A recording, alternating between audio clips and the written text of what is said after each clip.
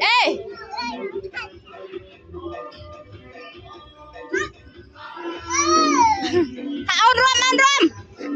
ông rôm lật đây ê lật đây hả lật đây hả ông rôm hả tụi chả đại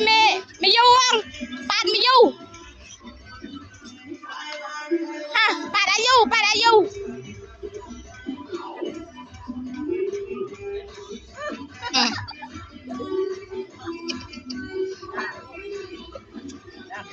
Harum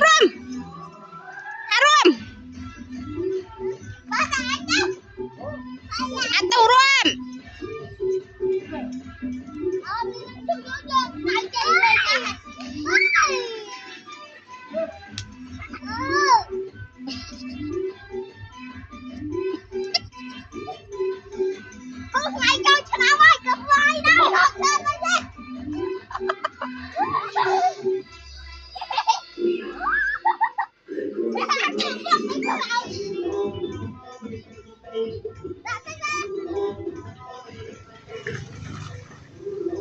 harum ayu atau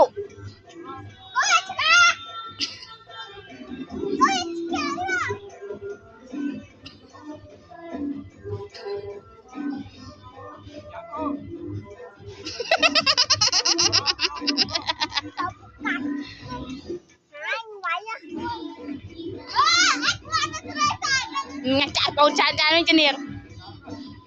niêng cái thằng miên